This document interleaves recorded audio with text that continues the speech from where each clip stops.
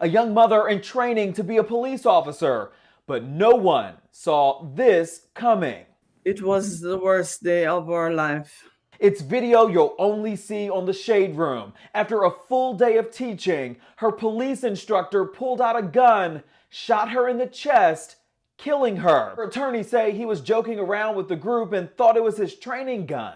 He got away with murder. That's what we feel. But her family wants justice. Why they say he should have never had a loaded gun in the first place. I'm Justin Carter. This is TSR Investigates.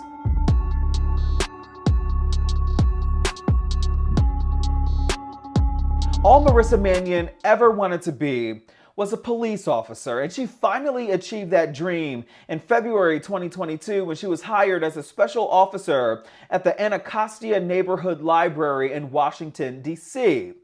August 4th, 2022, just months into her role, a contractor was brought in for a special training.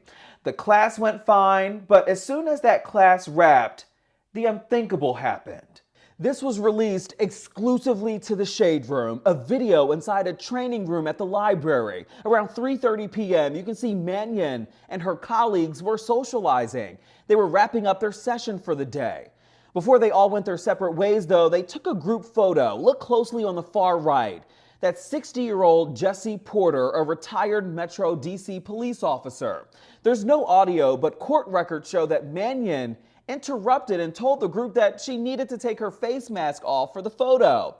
Then everybody laughed about it. One witness said, quote, Porter had been joking with her all day because she was having difficulty with some of the material, and the group had been joking with her because they'd been waiting for her to put up her hair and fix her boot throughout the day.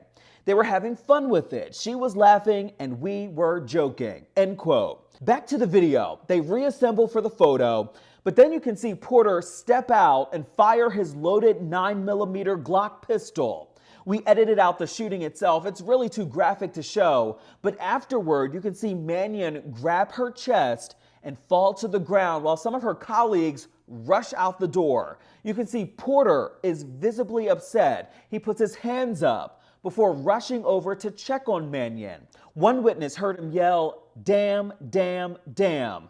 Another witness heard him yell another expletive before rushing over to her side, where he and another man went into, quote, medical mode. Did not make any sense to me. It's still not adding up for Cherie Mannion, Marissa's mother, who got the horrific news later that day. Her only daughter was dead. There was no need for a gun in the library, and there was no need for a gun at that time. And that's a question that'll soon be at the center of a civil lawsuit that the family is filing against the District of Columbia. We spoke to their team of attorneys who point out city code, which states that no person holding a gun license shall carry a pistol in buildings or offices occupied by the District of Columbia, its agencies, or instrumentalities. This is not just an acquiescence. This is a concerted effort to disregard the safety and the constitutional protections and rights of Ms. Mannion. This is not just about Mr. Porter. Mr. Porter was acting at the behest of and on behalf of the DC government, but with the DC government was able to walk brazenly into a building with a loaded firearm and ammunition. That is the pattern, that is a practice, and that is what the civil suit is about. Something else that was revealed in court records too, a witness statement that claims that Porter made a funny comment earlier in the day and pointed an orange training firearm at Mannion, simulating shooting her.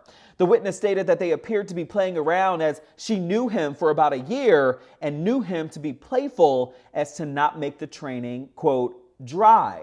When police showed up to the scene later, you can see Porter was never placed in handcuffs and was allowed to stay home as the case played out in court. What they should have done and what policy requires is they should have taken his weapon from him immediately. They should have handcuffed him immediately. They should have sent him for drug and alcohol testing immediately. Yep. They should have separated himself from the scene immediately. That's how you protect the integrity of what happened. Quite frankly, people were very casual. Very casual. Didn't treat him as if he was a shooter. But we have the civil process. These facts will come out. This summer, Porter took a plea deal.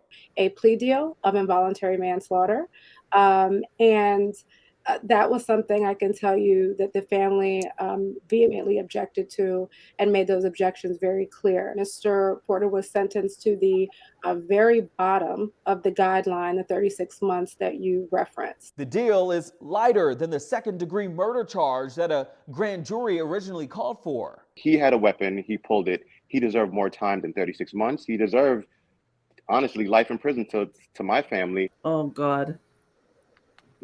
Mm. Nothing can bring her back. My daughter is dead? No, man. I think we need bigger justice than this, man. Mannion leaves behind a 5-year-old son who just started kindergarten. We also reached out to city leaders about possible civil litigation. We're still waiting to hear back. But in court, Porter's attorneys argued that he never intended to shoot and kill Mannion and that this was just a horrible tragedy.